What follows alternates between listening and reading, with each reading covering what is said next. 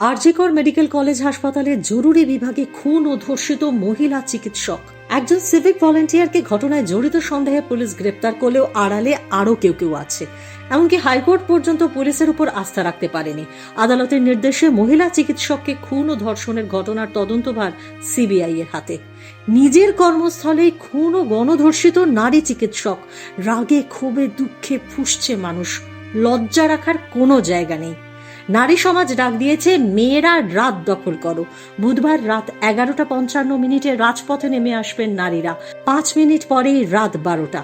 78তম স্বাধীনতা দিবসের সূচনা। স্বাধীনতা দিবসের রাতে স্বাধীনতার দাবিতে সোচ্চার মেয়েরা। স্বাধীনতার 77 বছর পরেও দেশের নারীদের চিৎকার করে বলতে হচ্ছে, আমাদের রাতে নির্ভয় পথ চলার স্বাধীনতা দাও। রাতের রাস্তা তো দূরের কথা, দিনে নিজের বাড়িতে নিজের কর্মক্ষেত্রেই কি মেয়েরা নির্ভয়? কিংবা ভরা বাজারে, স্টেশনে, চলন্ত ট্রেনে, বাসে, প্লেনে? পৃথিবীতে এমন এক টুকরো জায়গা আছে যেখানে নারী নিরাপদ। কবি বলেছিলেন, এ বিশ্বকে এই শিশুর বাসযোগ্য করে যাব আমি, নবজাতকের কাছেই আমার দৃঢ় অঙ্গীকার। মাতৃজাতির জন্যই তো পৃথিবী এখনো বাসযোগ্য নয়। ঘর হোক আর রাস্তা, ইটভাটা হোক আর ইউনিভার্সিটি, নারীর নিরাপত্তা কোথায়? 2012 16 ডিসেম্বর রাতে দিল্লিতে চলন্ত বাসে গণধর্ষণের শিকার নির্ভয়া। প্রতিবাদের ঢেউয়ে ভেসে গিয়েছিল দেশ। 2024 8ই অগস্ট মধ্যরাতে আরজিকর হাসপাতালের জরুরি বিভাগে গণধর্ষণের পর খুন মহিলা চিকিৎসক। 12 বছর পার। দেশ কি কিছু বদলেছে?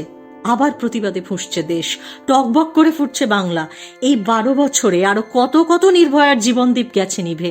কত নির্ভয়া বেঁচে আছে জীবন মৃত হয়ে। কিছু খবর আমরা জানি, কিছু খবর আমাদের কানে এসে পৌঁছয় না পর্যন্ত।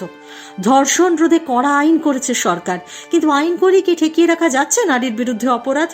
আরজি করে চিকিৎসক খুনে ও ধর্ষণে জড়িত সকলের ফাঁসি চাই, কিন্তু এরপর কি আর একটা আরজি করের অপেক্ষা করতে হবে? নারী শরীর জবরদখল করে যারা নিজের দাপট দেখাতে চায়, তারা আর যাই হোক মানুষ নয়, পশু। ধর্ষণ পৌরুষের প্রকাশ নয়, বরং বিকৃত মানসিকতার লক্ষণ আর জঘন্যতম অপরাধ।